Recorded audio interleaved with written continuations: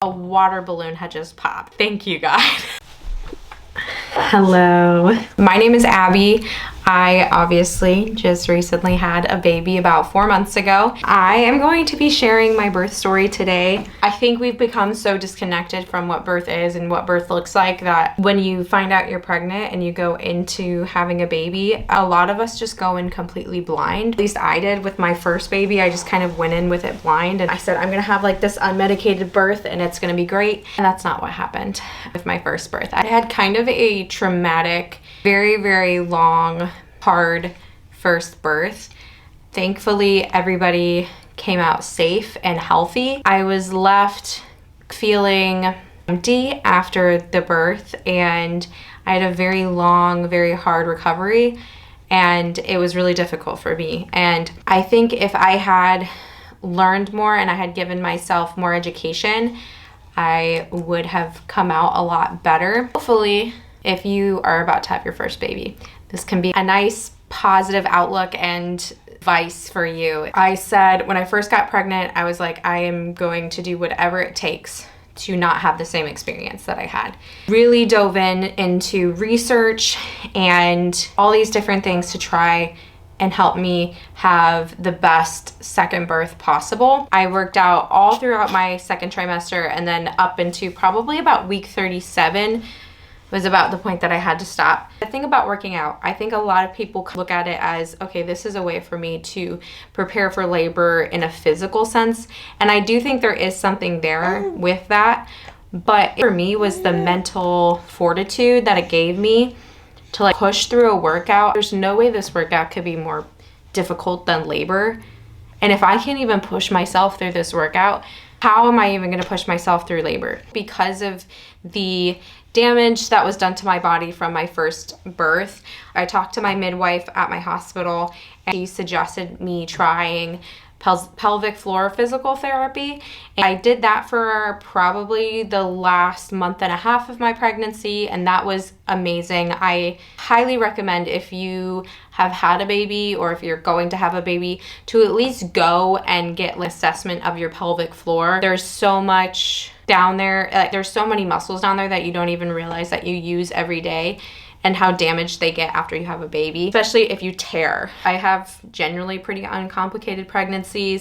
I have big babies. Big babies run in my family, so I was kind of expecting to have 2 big babies. The only thing I had to get was I had to get some iron infusions towards the end. I've always had just like low hemoglobin, so I had to get those. Even before I got the iron infusions, I was trying to do all the things that I could to get my iron up and it just was not going up. So I just went ahead and went with the iron infusions. Going into the last month of labor, I was having constant prodromal labor and I would have these nights where I would up until midnight with contractions and I would just be thinking, this is happening. It'd be like week 36. I'm like, okay, I guess baby's coming early. She's ready to come out. And nothing happened. And I would have like 5 or 6 hours of really consistent contractions. They wouldn't be ever really be any closer than 15 minutes apart. They just petered out and I would go to bed and I would wake up with no contraction. And everybody always says, you know, your second baby's gonna come early, it's gonna come fast.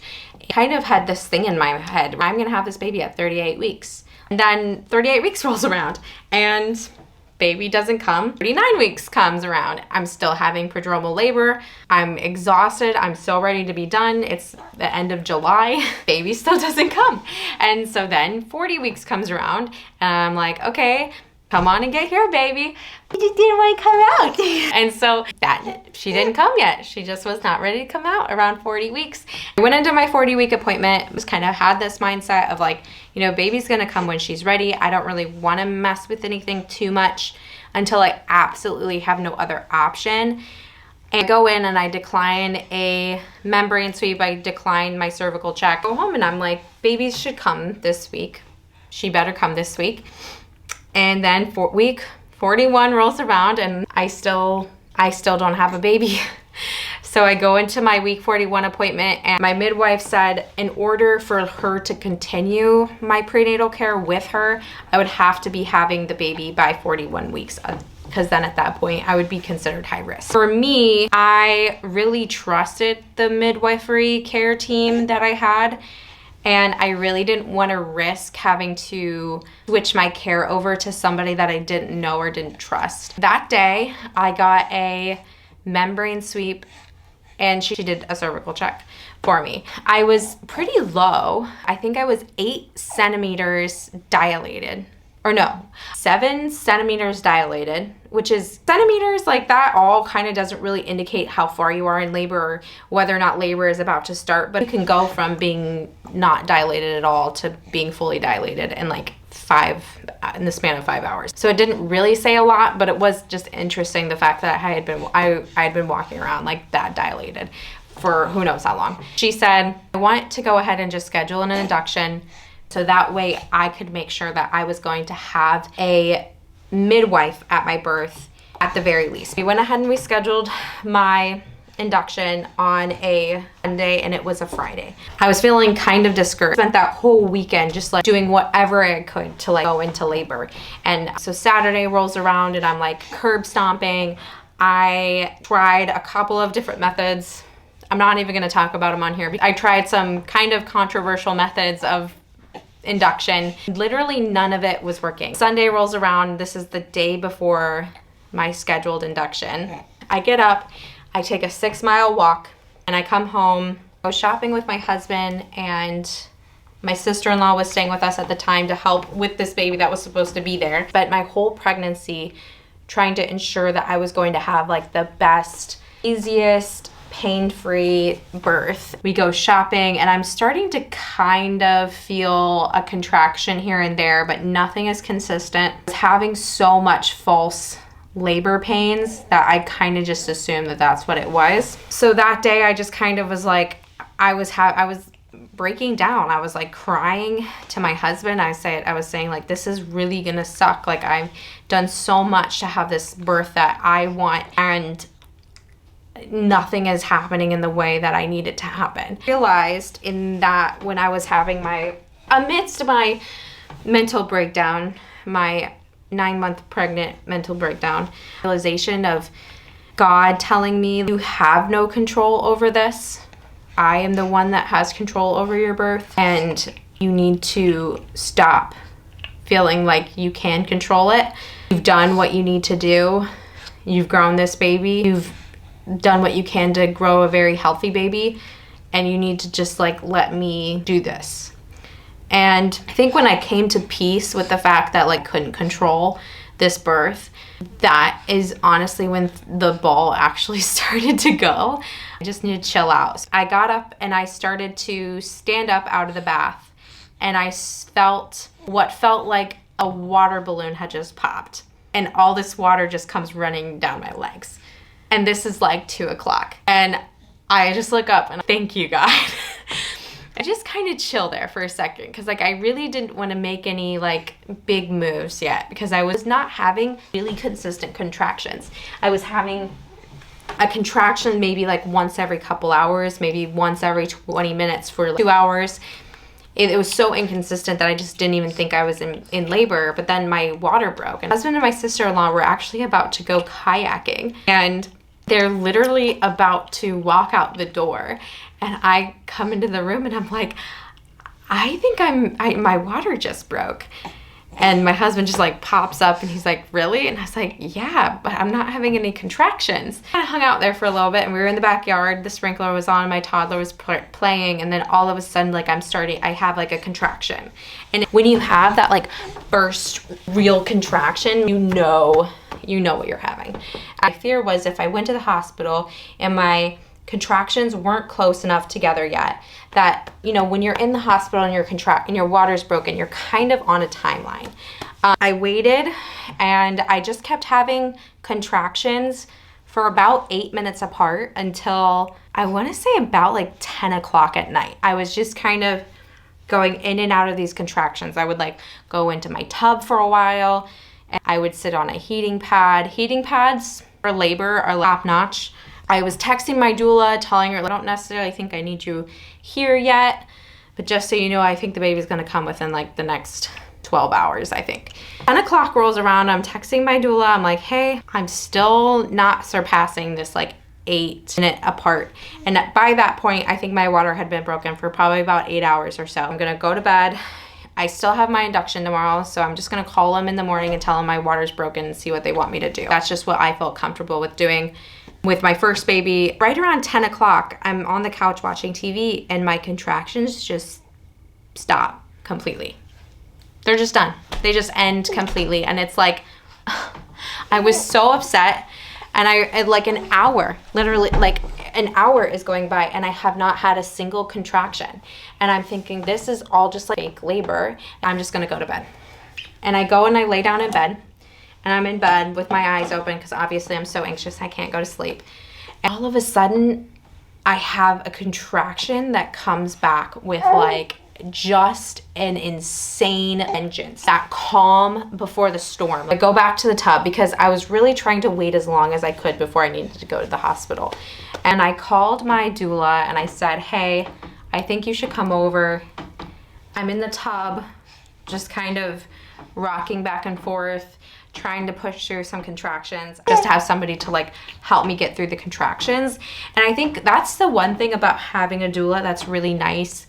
If you don't have somebody, if you don't have a doula, at least somebody that you know that has gone through labor, preferably recently, help you like get through those hard and painful parts. I get off the phone with her, I have a couple more contractions, and I kind of get to the point where I'm starting to feel like this pressure down at the bottom. Almost like you need to have a poop, but in a different spot.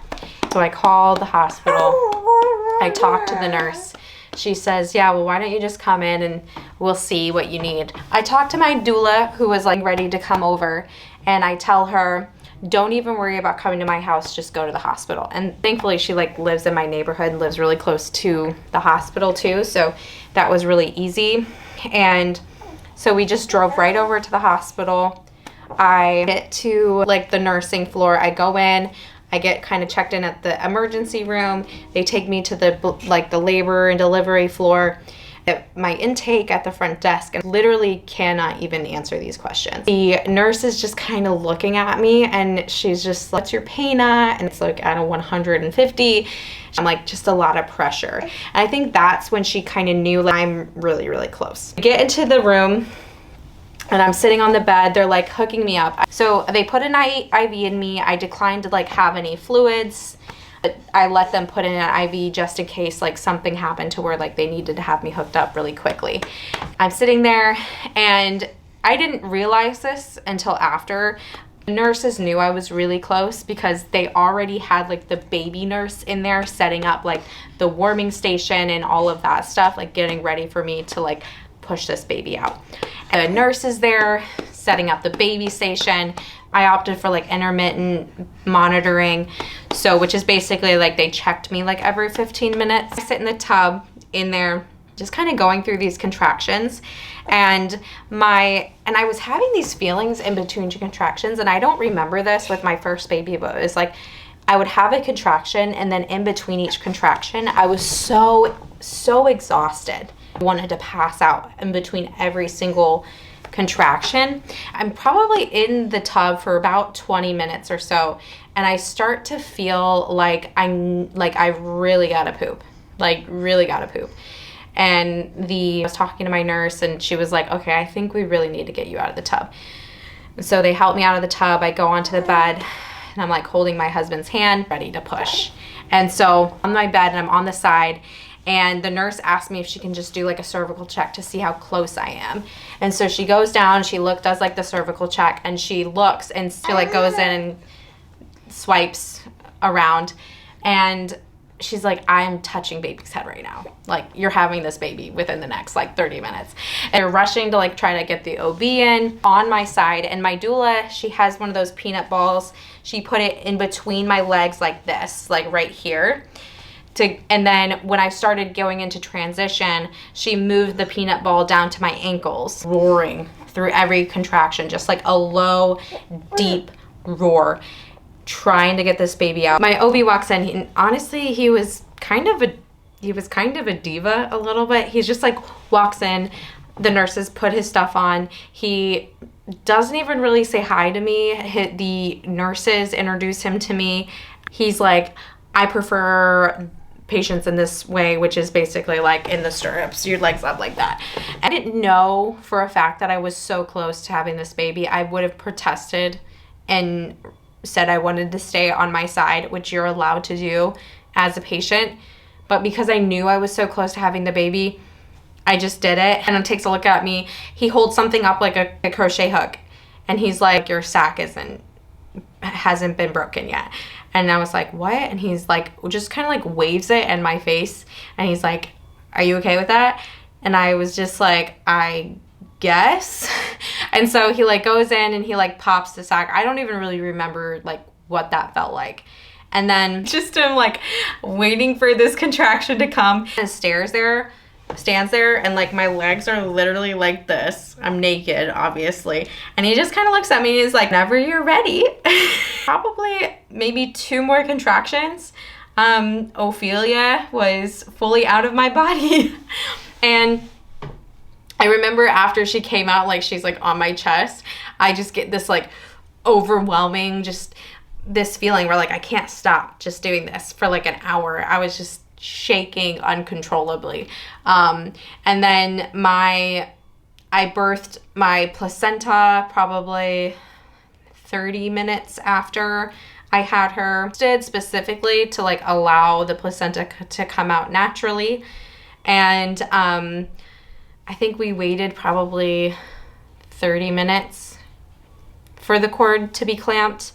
I honestly, so much of it now is like such a blur, but kind of reeling from it, talking to my doula while we're all kind of sitting in the birth room, and I'm talking to my doula and I'm talking to my husband. We're just kind of going over what had just happened, just kind of processing what had happened. And I just kind of thought like, that was just absolutely like amazing. Such a rewarding experience from my first birth, baby girl number 2. And yeah, so that is my birth story. So if you want to subscribe, you can do that, but you don't have to. Bye.